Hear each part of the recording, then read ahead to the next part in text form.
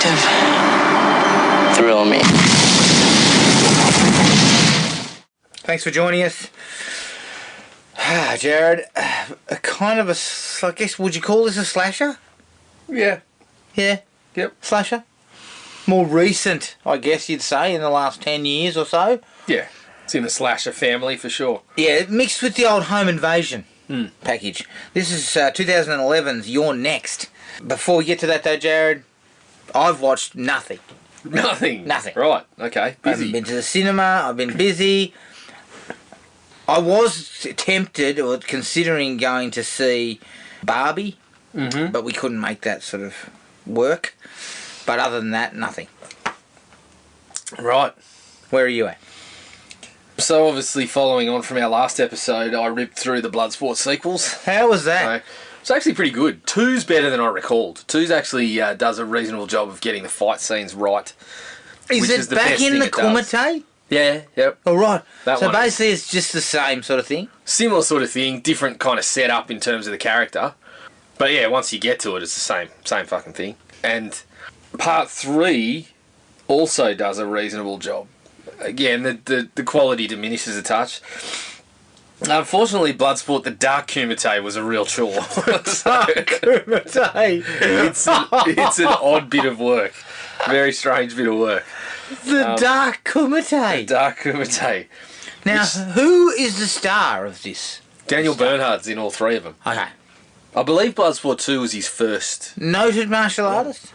Well, yeah, he's in that realm now. Like, he's obviously, showing up in the John Wicks and the Nobodies and all that sort of stuff. And I believe, I think he met Chad Stahelski on Bloodsport 2. Because okay.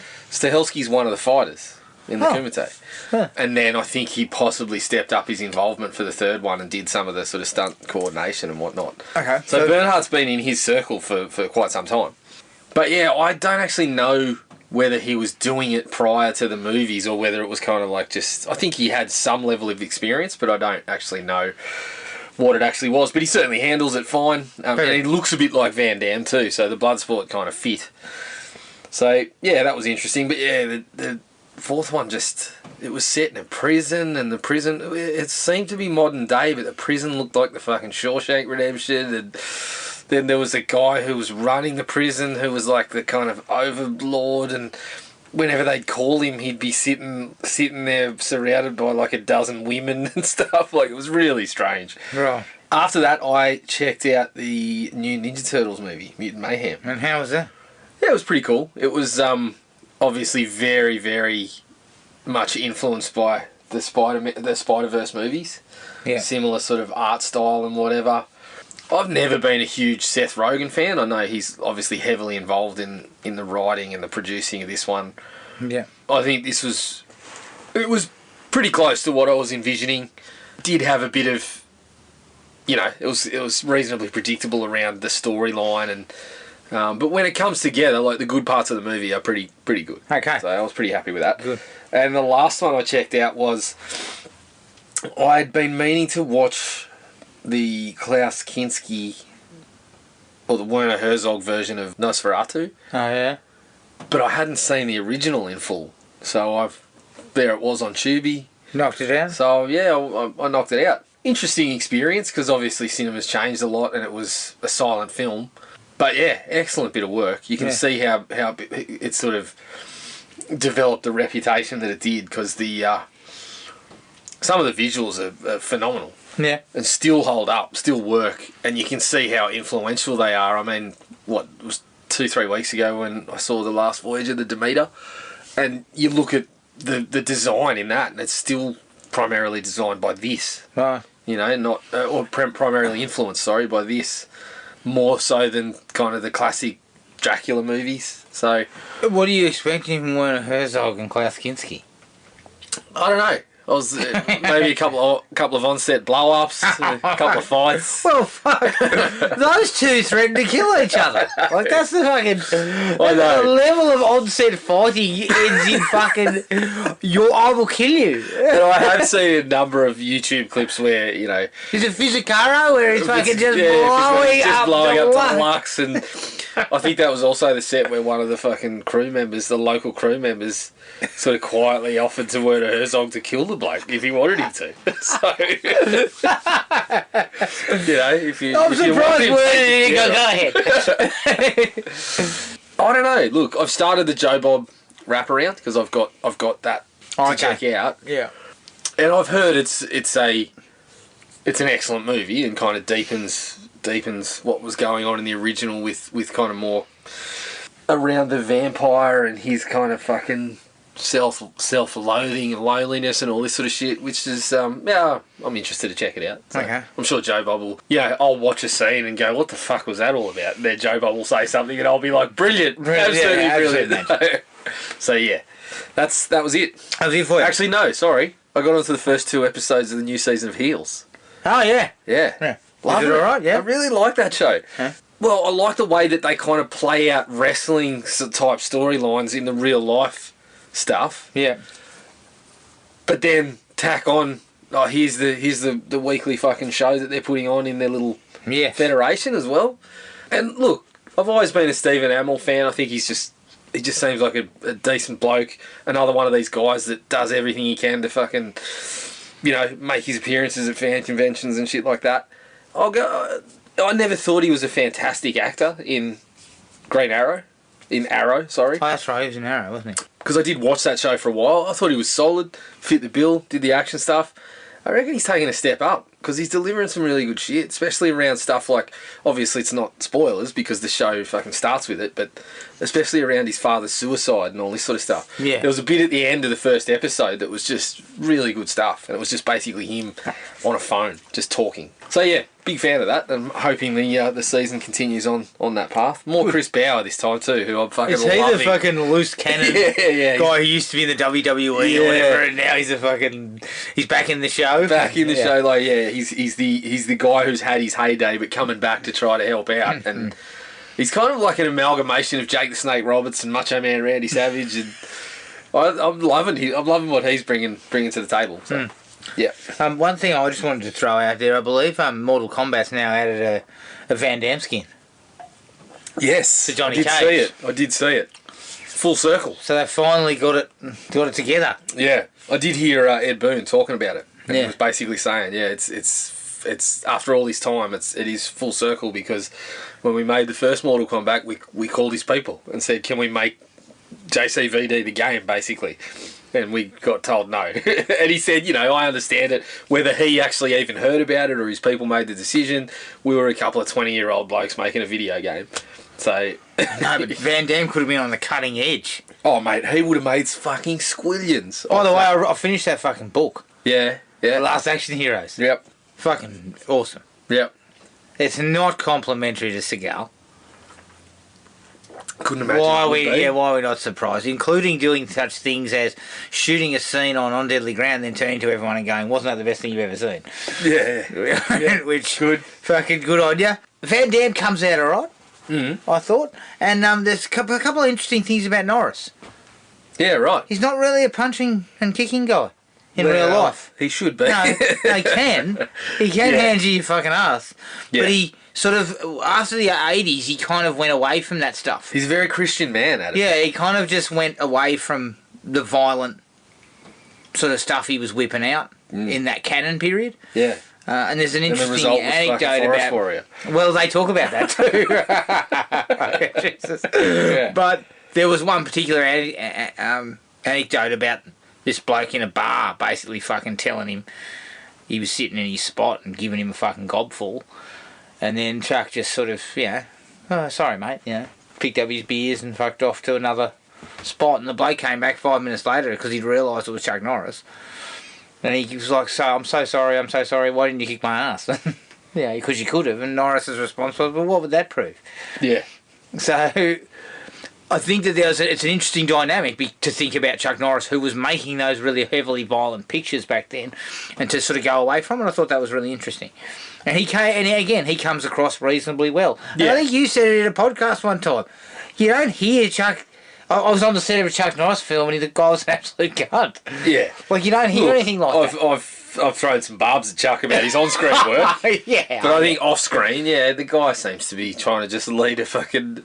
solid life. A normal life, batting away phone calls from his brother with a new movie idea. Yeah, no thanks. Aaron, no thanks. But yeah, he seems like a reasonable fella. Yeah, so... I believe his fucking primary line of business now is selling fucking buckets of that survivalist food, fucking gruel shit. You can leave in a bucket for a decade, and if you ever get the shit, you mix it with a bit of water and you got a meal. So, Chuck's doing his... Chuck, even if I was fucking desperate, I wouldn't be eating that shit. I mean... Yes, you would. No, I wouldn't. Yes, you would. would. Look, I must say, if it was recommended to me by Chuck Norris, yes, I'll eat it. Yeah. It comes in a bucket, doesn't it? It comes in a bucket, yeah. Fucking hell. Is he still flogging the total gym? No, fuck, you don't need a You total... got a door, you don't need a total gym when the world goes to shit, mate. You got to stay in shape. You're lucky to have a door, so you got nothing to fucking hang it off. No, that wasn't Chuck, was it? No, that was Randy Couture. You know what it's called too, don't you? Yeah. It's called Roundhouse Provisions. So for a bloke that doesn't like to punch on. Does it come with a pair of action jeans? Doesn't come with a pair of action jeans, but my favourite flavour is Morning Kick. That's not for real, surely. It's for real. Holy shit. I can guarantee you it would not give you a fucking kick. You'd be fucked. You can get yourself a jar for just $79.95. $79.95? Fuck off. I am not paying $79.95 for low protein gruel. Okay. Okay. You can pay $50 if you've got an account. So Jesus Christ, Chuck. I mean, the world will certainly not have gone to shit by the time you're dead, mate. Chuck, this sounds like a Ponzi scheme to me. Yeah, it's so, fucking the funny pyramid. thing, though, Chuck is selling off these provisions for when the world goes to shit, but all he's doing from that is stacking cash because he knows that's what's going to help him now. Chuck's sitting there going, look, I'm 80. Yeah. Chuck, you've got 5 to 10 left. So let's stack The world hopefully won't be in the shit by then. But yeah, that book was really good. Really right. good. Has the guy written anything else? I don't know. I didn't look into it. Okay. I think he might have one other novel in the canon, but I don't know whether it was a movie based one. But it was just really, really interesting. And you kind of get a little touch of some of these stars that you haven't heard a lot about, like in terms of the stories. Yeah. I mean, there was one story about fucking Seagal interrupting a read-through by Walter Matthau and Jack Lemmon for Grumpy Old Men, knocking on the door and saying, "This is my fucking room." I was like, "You're fucking rousting Lemmon and Matthau. These cunts are in their fucking 80s." Yeah. I mean, Chuck Norris would peek his head around and say, "Sorry, gents, just let me know when you're finished, and I'll bring my shit in." There you go. While I'm here, would you like a bucket of Roundhouse provisions? But then he would say, if things were getting a little tight, he'd say, "Listen, fellas, I'm telling you, you got 5 minutes." Yeah, yeah. Like, I don't want to fucking belt old men, but I will. Yeah, good, really good read. Now, let's do a quick up or down. There was a quick teaser trailer to the fake trailer from Grindhouse that has now become a film called Thanksgiving. Directed by Eli Roth, and I believe Patrick Dempsey. McDreamy is in there. The trailer is only short. What is it, about a minute? Yeah, it was only a minute long. I was pretty happy with it. I think it looked pretty good. Looked like your standard slasher, but it's always nice to have slashers in the cinema.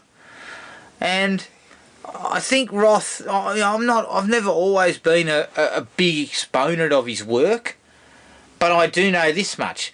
He knows how to make a movie on a budget look pretty fucking good. So I'm no concerns that it'll be cheap shit. Do you know what I mean? Yeah. And I think he might be adept at this kind of stuff. Like, this is his kind of bread and butter. This is the sort of stuff he loves. So I get this feeling like it could be alright. Not going to go up. Yeah, I feel like it certainly did look pretty solid. Obviously, it seems more down the line slasher than the laughs that he was trying to go for with the fake trailer. fake trailer, which is interesting because I thought that's what was memorable about the fake trailer. And surely he's going to put some of that in.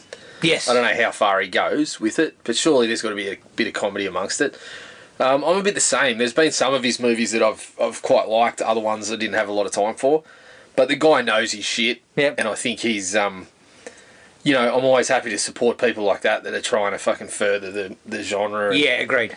And I think he's always been someone who has pushed horror. And I think Correct. that's important. And we need those guys. We need those guys kind of given the opportunities as often as they can. Yeah.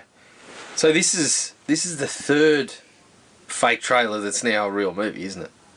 Well, what are the others? Machete, which was fucking great. Yeah. And Hobo with a Shotgun. Oh. Was that, That was one of in the there, fake trailers, wasn't it? I think so, yeah. I don't remember the others. I remember the one with Nicolas Cage as Yeah. the SS fucking... Yes. Werewolf Women of the SS or whatever it was. Yeah. Yep. Can't remember what others were in there, but... Yeah. Well, Machete and Thanksgiving were the two that I sort of remembered, and obviously, Nick Cage as Fu Manchu or whatever he was doing in there. But yeah, I'm up on it too. As you said, it's always nice to just have a slasher option in the cinema, which hopefully that's what's going to happen. Agreed. Especially now that we're going to have nothing in cinemas For quite some time. for a while, a stretch. All right, let's take a break. Here's the trailer for 2011's You're Next. Just a perfect day. What is that?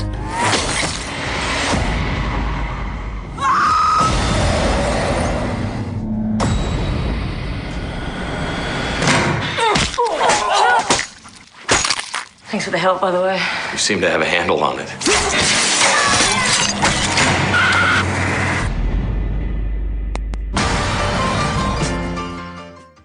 You're Next from 2011. Although I don't believe it was actually put into cinemas until 2013. Yeah, if I think it remember did a few festivals. So it was before that. actually made in 2011, but not released widely until 2013. Yep. Directed by Adam Wingard, who directed the Blair Witch remake. Written by Simon Barrett, who wrote The Guest, which I loved. Yes. I did not like The Blair Witch. No. In the opposite direction, but it's produced by Simon Barrett, Jess Wu Calder, who produced One Night in Miami, Keith Calder, who produced Blindspotting, and Kim Sherman, who produced The Apology. It stars Shani Vincent as Erin, Nicholas Tucci as Felix, Wendy Glenn as Z, Joe Swainberg as Drake, and Barbara Crampton as Aubrey. The budget was $1 million, the box office was $26 million worldwide, and the masks in the film inspired the masks in the video game Hotline Miami. Okay, Jared, thoughts on this one? I think this is actually only the second time I've watched it. And I recall the first time it escaped my gaze for a while. Like, I'd heard a lot about it, but for whatever reason I just didn't watch it for probably a year after it came out. And then I got to it, and I felt the buzz that I'd sort of read about it was a bit high. It was a bit too much. I think my initial feelings were around like that it was in a period where we were just looking for something good, and it was half decent. Yeah. So it got sort of more praise than I possibly felt it should have. My feelings didn't change a lot this time around. It is a solid bit of work. Yep. It's not a bad movie by any stretch, but it does have a few issues that I think hold it back a little bit. It gets some of that home invasion stuff pretty right for the most part. There's a couple of exceptions that I'll mention when we dig into it, but the kills and the kind of hand-to-hand stuff with Shani Vincent and the guys that are busting into the house, it's all pretty sound. Yep. I've got a few issues around like the characters, and I did feel, even the first time around, I don't recall exactly, but I think that I did kind of pick up on a portion of what was going on. And I still feel it's kind of out there early on. Yeah, it is. So I went for a 3 and settled on a 3. Yep. I totally agree. A 3. It's a solid sort of home invasion slasher movie, I guess. And it's it includes a really great final girl. I actually think Erin is a fantastic character. Even though you don't get a lot out of her in terms of what she's doing, like how she grew up or any of that, you get some very minor pieces, but it's a really good performance. And she's fucking, she takes it to them instead of just standing there. Yeah. And I think that's fantastic, and that's its counterpoint.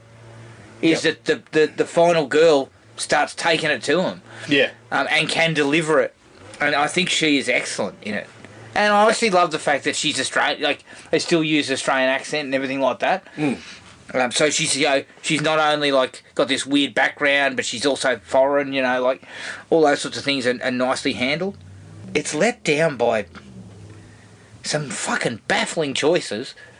Like, there's a whole, and I will get to it, there's a whole sequence.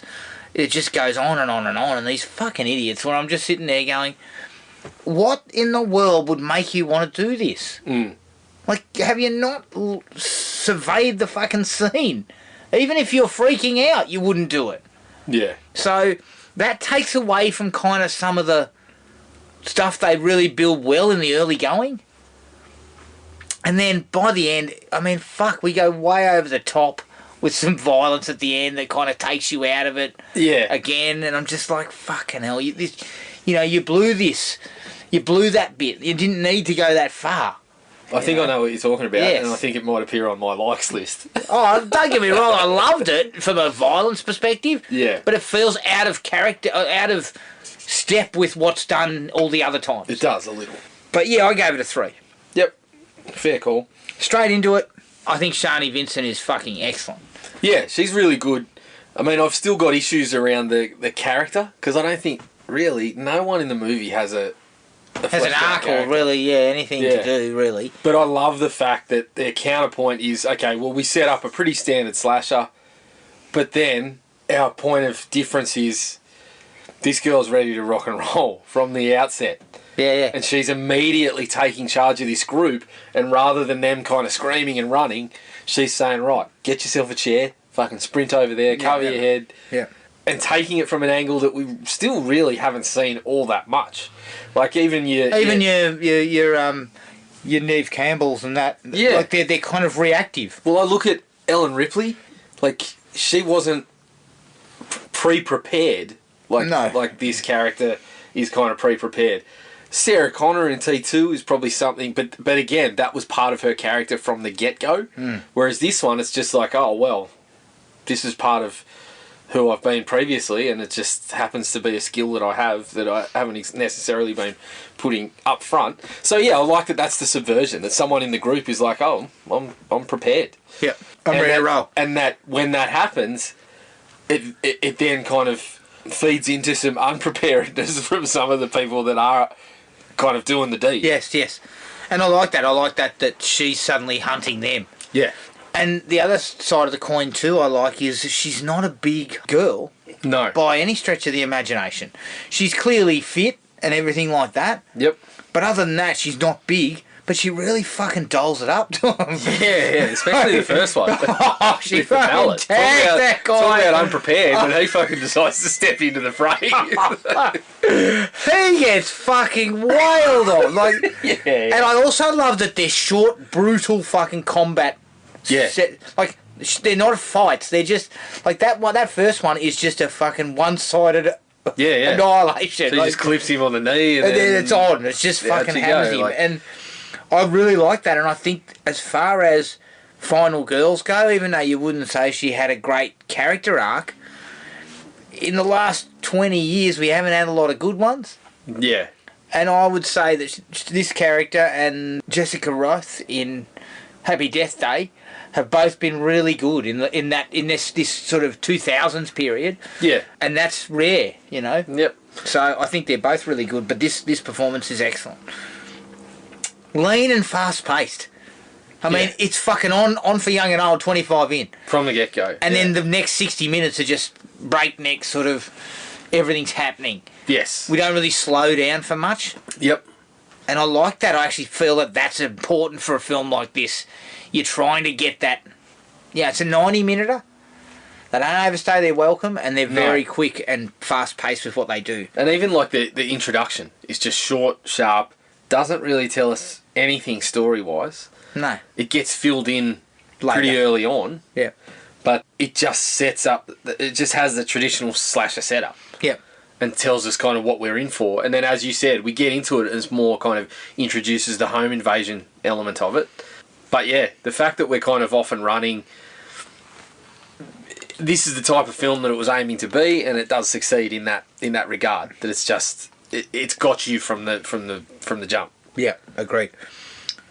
They sort of build this sense of dread early on, with the characters all turning up to the house, the door's unlocked. There's this kind of simmering tension boiling between the brothers. It's clear that they don't get on very well with Crispin. They don't really get on well with him. No. There's a sense that Mum's a bit of a loose unit. As soon as she hears something upstairs, she wants to fucking pack up and get out of there. Yeah. Those sorts of things are a nice atmosphere builder. They kind of build this dread that you feel like, well, something fucking is going to go off here. Yeah. There was a couple of sort of bits and pieces that I thought worked out really well, like, because I do like Adam Wingard's direction. I think he's a pretty talented guy. Haven't loved all his movies, as you said. I absolutely love The Guest. That's Yeah, The Guest my was favourite awesome. movie that he's done. I did like the Kong and Godzilla. I thought that was fun. Not so the Blair Witch, No. but yeah, he's up and down. But I think the guy's talented. Yeah, and I think agreed. like there was one of those scenes that you're talking about early on. There was when he sort of lets us off with a jump scare when the father goes upstairs. Yeah, and then the brothers Mum goes behind him. outside, and then the brothers behind him. But we know that something's gone on because of that first scene, and then we just get the door creaking, and we're like, okay, well that's still keeping us on edge. Yes. Even though we're kind of safe for now. He's given us this, oh, you're safe for the moment, but you're not really, and that kind of feeds into the scene at the dinner table, which I had as a like as well. Yeah, I did too. Not necessarily because it was great dialogue or great acting, but it just kind of was shot neatly in that it was just around the table, and then we just get this fucking moment of it's on. Yeah. Like someone just goes to the window and it's giving you that sense of like what's more safe than a fucking family dinner at the dinner table? Yeah. And then no, it's actually not. Like, and I like that because it's almost like it's like sleight of hand. They're showing you this argument and they're sticking you right in the middle of it, and then Tariq or whatever gets up. Yep. And then he gets hit in the head with the crossbow bolt, and for a split second you don't see it. Like, you're still filming. They're still arguing. They're still arguing, but you can see him in the background kind of walking backwards. Yeah, and then you see the shots of people looking at the glass on the floor, and and the hole. they're so caught up in the argument that it doesn't fucking... So I feel like that works out. That looks fantastic. Like, it really works well. Yeah. I also did like that Tariq was fucking Ty West. Ty West, He's sitting there talking He's about I'm an crapping underground filmmaker. Yeah. and all this Do you shit. shoot them underground? Or is it... And he's like, you should do adverts. It's like more intellectual. Yeah. I like the fact they ask Just him. ads. They ask him about four different types of films, and he's like, "No, I don't do that." Yeah. It's like, he seems to do nothing. Yeah, it was kind of funny. The scene, look, I have a bit of a problem with what happens after Tariq gets shot and they all are aware. But up until that point, I thought that was because they're all really standing around effective. like fucking morons after seeing a bloke get shot in the head Yeah, via a crossbow bolt. You there's know, more to it. some prick's got to be firing something through that window. Yeah, there's more to it that I didn't really like than on top of that. But I also dig the I fact give that him credit for how it built to that point. Well, that's sort of there's a bit of chaos there. That's well built, the chaos of the situation. Yeah. And then you also see that she's clearly got some skills because she's like, stay down. Yeah. She's fucking marshalling the troops and telling everyone to do this and do that. And so you clearly know that she's got some sort of skills to work with.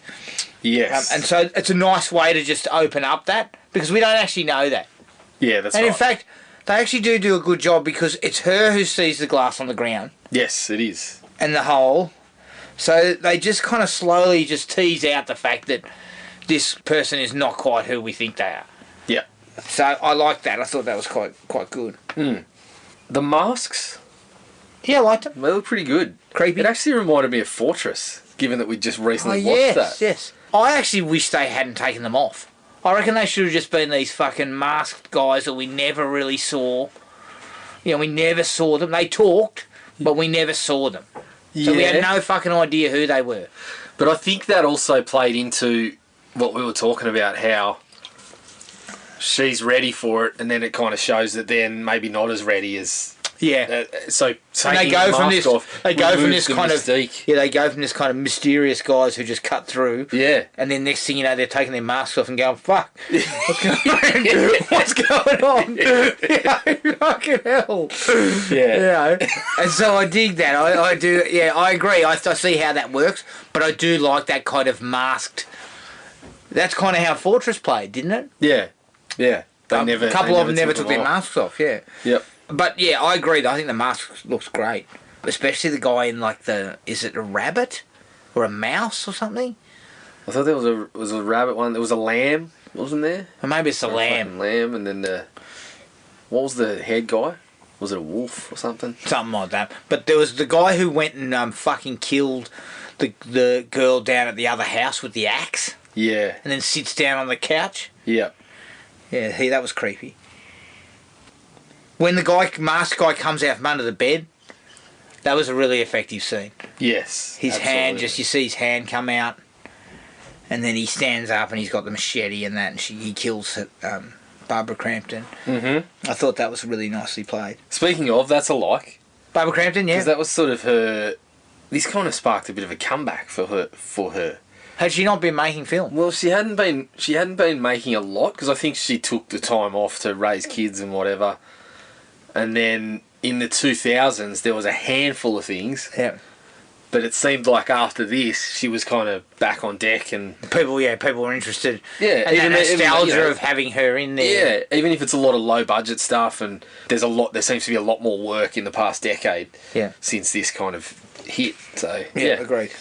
The woman getting chased to the nearby house and having the axe slammed into her head was a nasty little moment. Yes. Like, I think and that was still effective. quite scary. Yes. Like the way that they set it all up. And again, the fact that he sits down on the couch after he's done it, and just kind of, like, it looks like he's just, you know, like there seems to be no sort of care that he's done this or, you know, that type of thing. Yeah. And I like that. It again brings that kind of boogeyman flavour to the whole piece. Mm-hmm.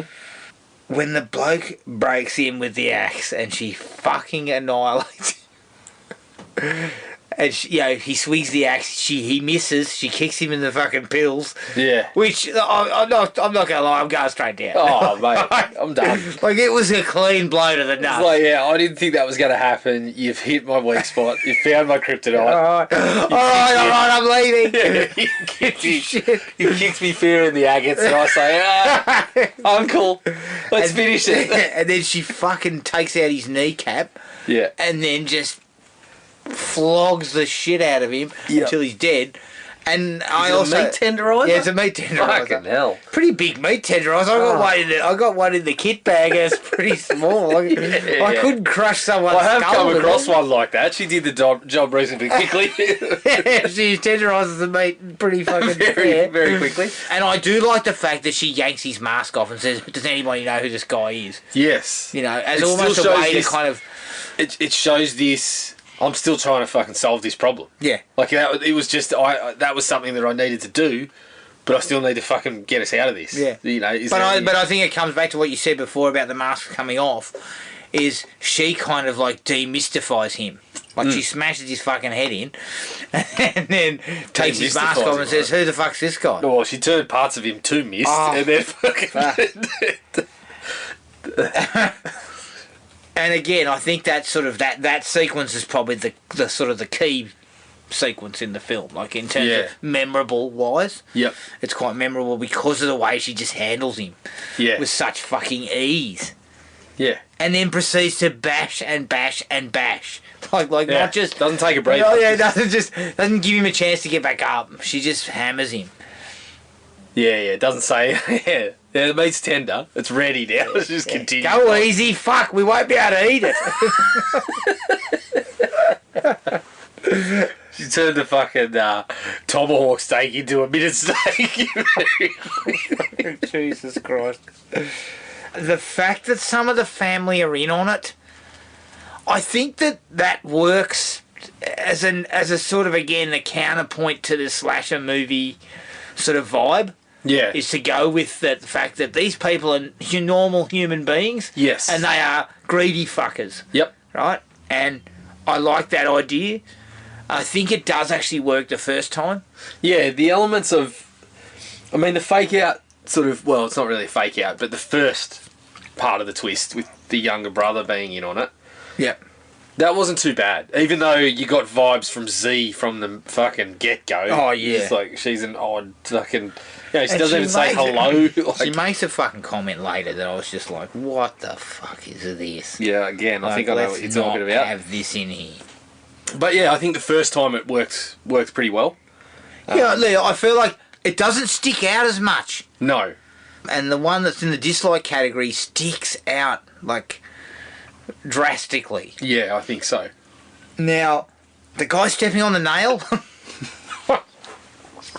Again, talk about demystified. Oh. The way he reacts. He's fucking screaming. But I love the way he's kind of got... He's almost got like the hands in the air, like, don't touch it. He's like... Ah. And I love the way it's shot. The camera kind of picks up the line of nails that are further out. Yeah. And then kind of picks up the one at the back. Like you can just... It kind of focuses on the one at the back. Yeah. So you realise he's looked over the thing, seen the line further ahead, Yep. but fucking hasn't realised there's one directly under there. Front. Yeah. And I think that's a really cool way of doing that. Yes, it was So- reasonably well done there. So he certainly goes down. And I do like the fact that he gets it off and he still kind of engages in the battle, like he's still in it. Yeah. He doesn't just die No. from that incident. So I like that. I mean, there's one character, fuck, I'll get to him. The bloke seems to survive for fucking about an hour when he shouldn't. Mm. I mean, I'm just like, holy shit. Yeah. Well, there's an instance of that is, if you're talking about the one in the family. Yes. There's one that continues to just go on and on. And again, I don't know whether they're trying to kind of play with the conventions as opposed to the killer getting up 1,000 times. This bloke seems to get up 1,000 times. Yeah. Yep. I don't know, but it doesn't really work in that respect. No, I don't think so either. I like the fact that she sets the trap at the door, and Yeah. then she uses the camera to lure that bloke to her. Mm-hmm. And then basically the flash just fucking disorients him. Yeah. I mean, surely he understands that's a trap, doesn't he? Well, fuck. But, yeah. I'm not going in there. Well, I've just seen what she did to my buddy. I'm peeking my head around the corner and thinking, what could she possibly be taking photos of here? Let me tell you something. If I walk around the corner, right, and I find old mate, his fucking head has been tenderised, Yeah. then I'm looking at the other bloke and I'm going, no amount of money is worth this. Well, I'm saying, give me the crossbow. I'll sit in the car, and if I see her, I'll fucking fire one out the window. But the until bottom- then, I'm getting in the car and click the windows. Bottom line, the Jared. closed doors are locked. Bottom line, when that guy's fucking head's tenderised, the game is over. Like everything's gone the wrong way. Yeah. Right? So you fucking get out of there. Yeah. Especially if it's supposed to be that this guy was a combat veteran. Yeah. Which seems like he was, and he's been fucking taken out very easily. Yeah. So you gotta be So you're wondering thinking, what you're in fuck, for. now we're in for some real shit now. Correct. Yeah. I think the fight in the kitchen, where she takes on Felix and Z at the same time, is cool. Because it's Yeah. fucking down and dirty. It's Yep. There is none of this kind of block, that kind of shit. It's just fucking stuff's flying everywhere and elbows and knees and... No, that's the goal, fucking Unfortunately... slap a wearer. Unfortunately, no, it didn't bring any Frank Dukes. No. Didn't bring any Frank Dukes and Jitsu to the table. No. But it's let down by what ends up happening at the end. In my opinion. Well, I mean, I could say that was one of my likes. I would say getting a blender stuffed into the top of his head was possibly the most memorable kill in the entire movie. Jared, I've got a NutriBullet and there is no fucking way that thing is gouging its way through your skull. Oh, fuck. I bought one from Kmart. I'd be lucky to blend a fucking watermelon in that thing. So, if I tried it's a fucking head massager. Not even that. You get fucking tangled in your hair. Is it a fucking Hulk Hogan Thunder Mix? Yeah, it might be a Thunder Mixer. Maybe that's why it did it so easily. I reckon it's either that or she's one of those, the European brands, maybe a Smeg blender or something like that can really handle the tough stuff. Yeah. Blends fucking skulls. Blends bone. In instance. Comfortably. That's right. It doesn't just release the nutrients. It's releasing plenty of nutrients, alright. But I would have thought, because she's jammed it in there, you've already done the bone part. Now it's just... Correct. You just really... Even my Kmart one might be able to handle what's in there. Yeah. I liked it. My last like is Crispin's snivelling attempt to try and fucking talk her round. Yeah. A little bit long. But, it is. Yeah. And then she just fucking jams the thing in his neck and kills him. Like, it's basically like, you fucking definitely deserve that, you prick. Yeah. Yep. And, he's there going, oh, you were supposed to be a witness. You were never going to be hurt. And I'm thinking... Well, I mean, talk about where'd you grow up? Oh, in a survivalist compound, actually. Oh, fuck! I've got to make a phone call. Look, this isn't working. Yeah. Look, this may not go well. Let's just fucking leave this one till next weekend when we're down here. Yeah. But the other thing about it is when he gives it the old, oh, look, I'll inherit all the money and we can perhaps get married. And I'm thinking, this woman has just been through fucking hell with your family, killed them all. Yeah, we're obviously eloping because you got nobody left. So. But clearly I'm not fucking your partner anymore. Yeah. No, even if I don't neck you. Yeah, I think you're right. It sort of it fit with what he had been in the movie. Yes. So I kind of like that as well. I had to mention you already mentioned it, but a normal Australian accent. Yeah. In the movie, fucking fantastic. Yeah. I mean, it didn't have to be Mick Brumby. It didn't have to be, Don't be fucking so hard on Mick Brumby. Well, okay? Mick had the Sydney via fucking London accent pretty clearly, but he full in New Zealand, I think too, wasn't he? But yeah, I just funnily enough, it's only been a couple of days since I saw the Turtles, and they've got Rose Byrne as Leatherhead in that, but they've obviously told her to go Aussie over the top. There's a bit, I mean, honestly, there's a bit in the movie where she fucking rolls out and goes, here you go, here's a bloomin' onion for you, mates, and all this sort of stuff, and I'm like, why, Rose? Why don't you tell Seth Rogen? There's no fucking thing. There's no such fucking thing as a bloomin' onion. Oh, there's a bloomin' onion at the fucking Outback Steakhouse. If you go to the Outback Steakhouse, yes, there's a bloomin' onion. But if you come to Australia and ask for a bloomin' onion, no one's interested. People will be going, "What are you talking about?" I can tell you, the only time in my life I've tried a bloomin' onion was when I went to the fucking Outback Steakhouse in America. The only reason I was in there was because I had to see whether this was. I had the inkling that, this was the Crocodile Dundee of restaurants, and I was fucking correct, because there's nothing Australian about it. No, fuck no. I had actually had my bloomin' onion in an Outback Steakhouse in London. Yeah. Clearly I don't know what the fuck I got. Yeah. And the only reason I had to have it, because I was like, what is this? I've got to see what it is so I can see whether they've taken an Australian delicacy, of which we don't have many. I don't even fucking like onions. It's basically just a fucking big onion. It's just an onion chopped up and fucking... It's just bullshit. Well, it's bullshit. Come on. It is. Okay. Absolute bullshit. Have you got any more... Oh, no. Only the fact that we got a CD changer in there. The fucking bloke with the CD, the rotating. Oh, yeah, that had 60. Looked to me like it was a 5 or 6. Yeah. That shit changed my life back in the day. Forget the old TX single disc effort. Yeah, well, fuck. I mean, I was still working bloody a Discman Yeah. back in the 90s or... Yeah. Alright, into the dislikes.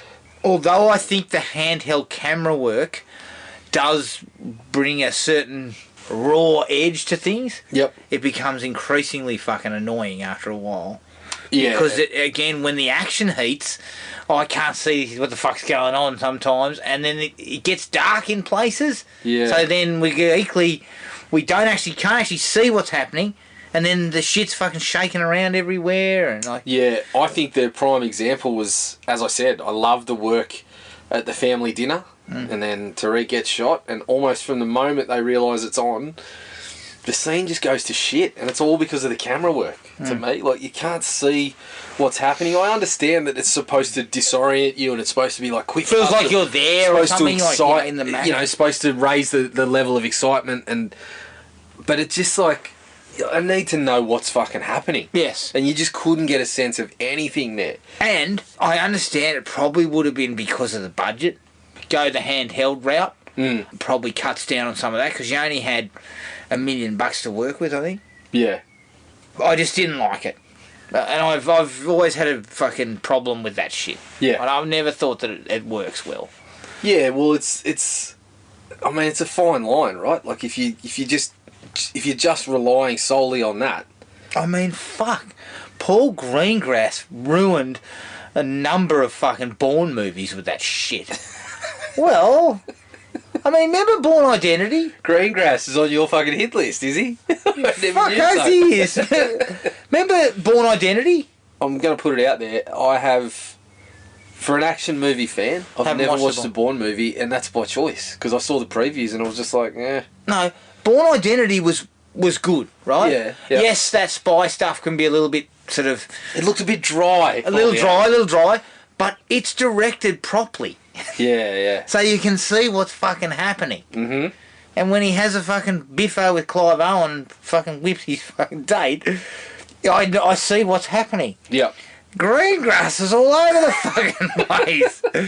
Shit.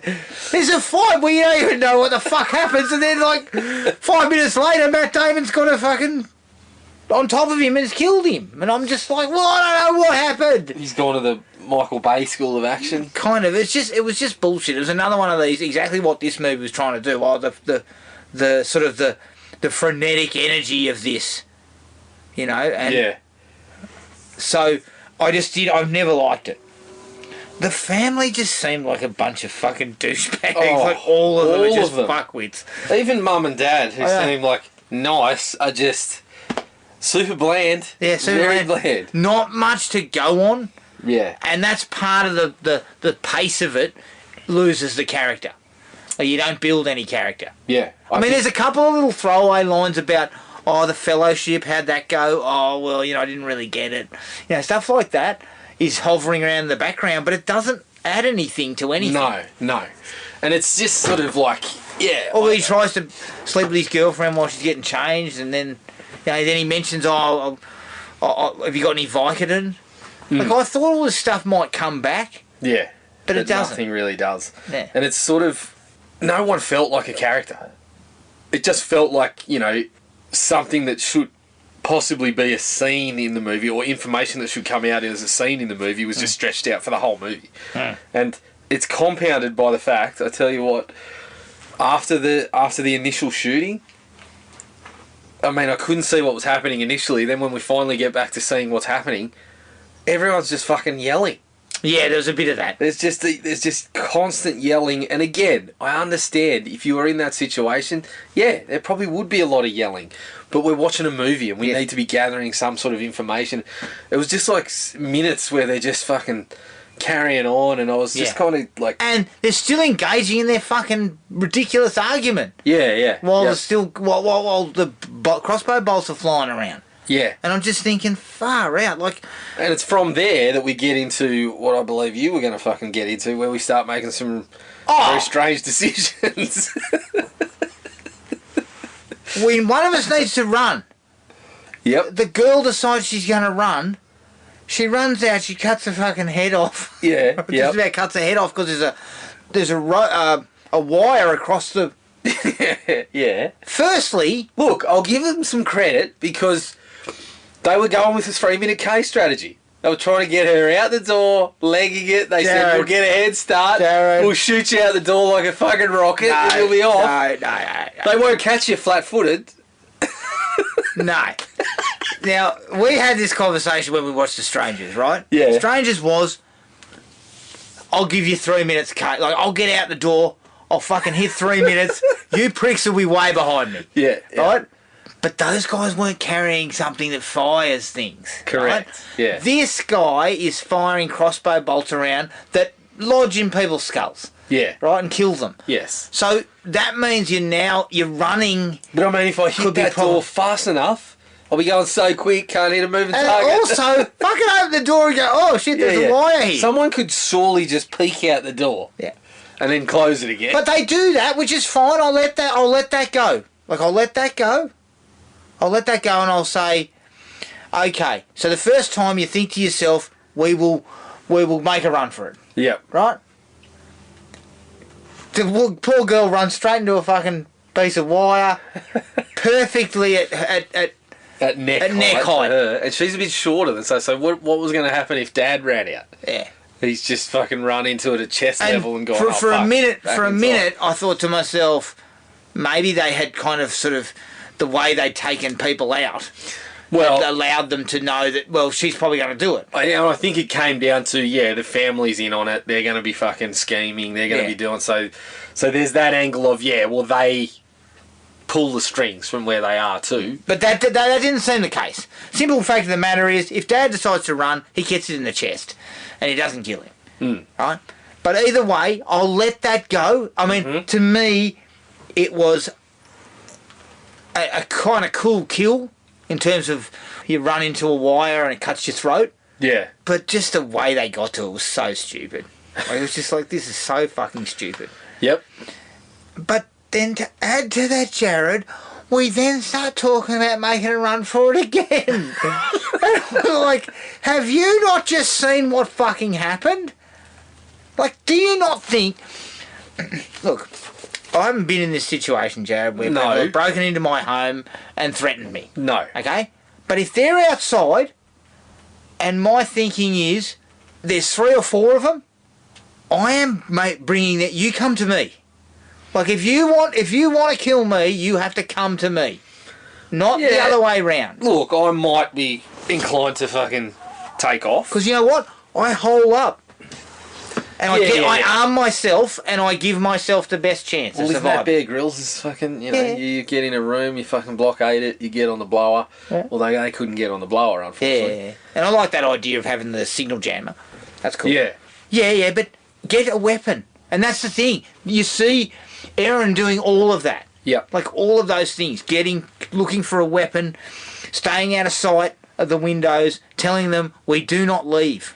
We stay. Right? And yet you continually fucking crap on about Henry to fucking do the Harry Hole.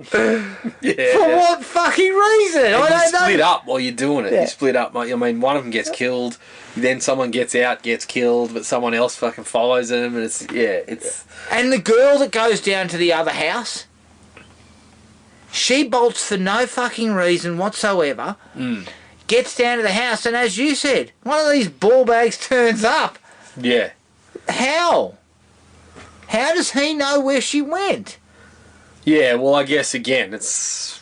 My thinking was, he's seen her and just followed, but if that's the case, surely she hears him rushing is through aware the... of some...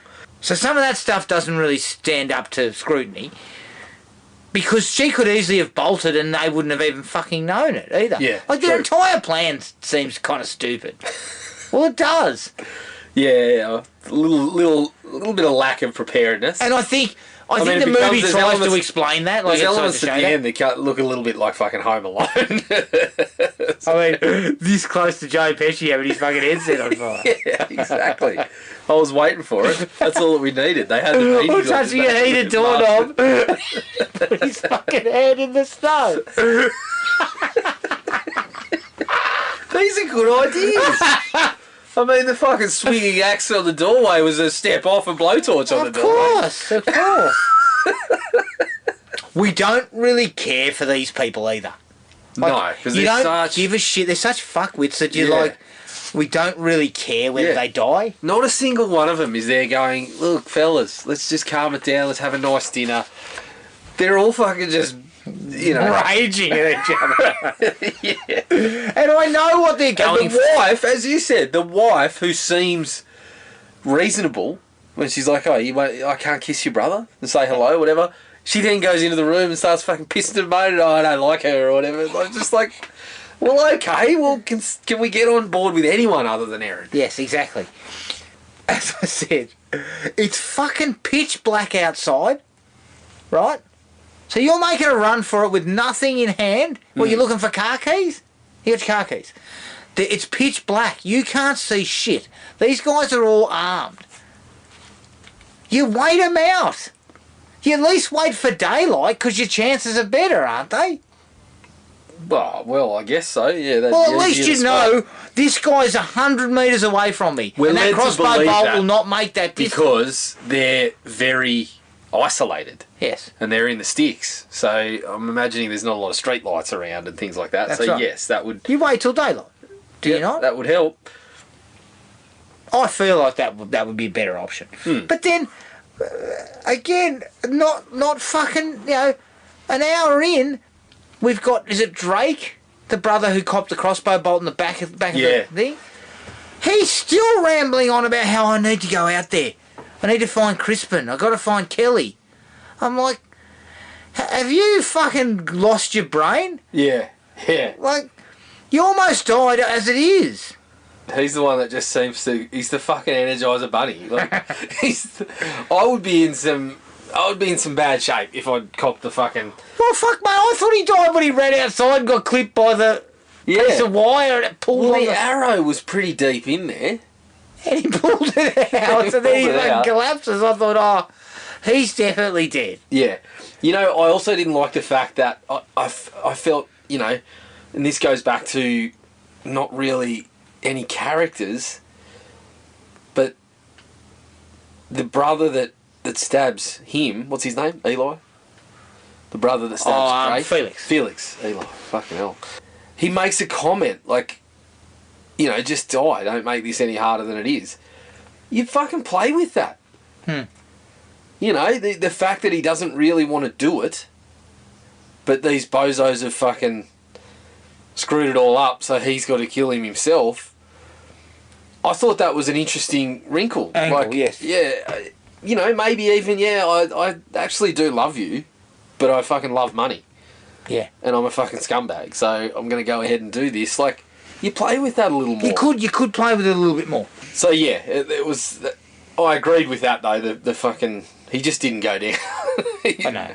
I'd have been done. And maybe that was playing with conventions because he's a victim who won't fucking die and took 1,000 stabs to the stomach. Yes. But it didn't make sense. Like he brings nothing to anything. Feels like that was the cherry on top of the fucking bad decision making for you. Yeah. And fucking Dad, what are you doing wandering off upstairs? Know your limitations, fuckstick. Yes, study together. Let's fucking do this as a team. Your wife's just been killed. I can tell you right now, if you keep together and you hole up... And why was she killed? Because she was laying alone in a fucking darkened room with nobody around. Well, in a home invasion situation. Yeah, exactly. But hell. as I said, Jared, these guys, if they hole up, make it hard, these guys are going to fucking do something wrong. And because they're desperate. They're desperate to kill them. And that scene too, Erin was saying that. Where can we fortify, basically? Because the basement's not a good idea. She said, here, this is the good idea. but they don't come back to that either. Agreed. So I feel like And I all thought of they these kind of ideas, would, but then obviously, they don't. what's his name? Simon Barnett is not an idiot. He's written some good stuff. Yeah, he has. And it feels like he's broached some good stuff here. But Well, yeah, there there were interesting things covered, but again, I think the film's pacing probably hurt all that because you didn't really get to that. Yeah, it just kind of goes from that one kind of fight to the next, or the kill to the next, or whatever, which is a slashery kind of problem. Yeah. But it felt like he was touching on things that could have been developed a little more. I think they should have waited a little longer to reveal the brother was in on it. Which brother? Felix. Possibly. I felt like we could have got a little bit more out of that. Yeah. Up to the hour mark or something. Because it does kind of bring out the fact that there might be more to come. Yeah. And then we start broaching the whole thing of talking with the fucking killers and all that stuff, and getting a little bit more talkative with everybody and just kind of taking the sheen off it. Yeah. Taking the mystique off it. Yep. So I feel like you could have held back it just a little bit. What the fuck was the whole thing about fucking next to your dead mum? Yeah. In another, if it was something other than that, it could have been kind of funny. Because the rest of the dialogue's kind of, it's funny. Yeah, well, the idea that act of- we're in the middle of a fucking, we're in the middle of trying to have people killed. Yeah. And you're busy hoping to get it on. Yeah, You know. yeah. And, but as you said, her being insistent that we have to fucking root next to your dead mother, it was just that like... was fucking that not is just going on at all. Yeah. I'm not... I'm not keen to continue this conversation. Let's just fucking end that there. Yeah, exactly. So I thought that was very much... I said the death by blender was way too far over the top. Fuck me dead. I said you're wrong. I mean, they kept things pretty straight. Yeah. And then she jams the blender in the guy's fucking head and mulches it up. Far out. Yeah, no, it's good. It's good. Yeah, you loved it. Of course you did. But it's... yeah, look, I get that it was a little bit silly and a little out of line with what they had set up, that it was a little more grounded.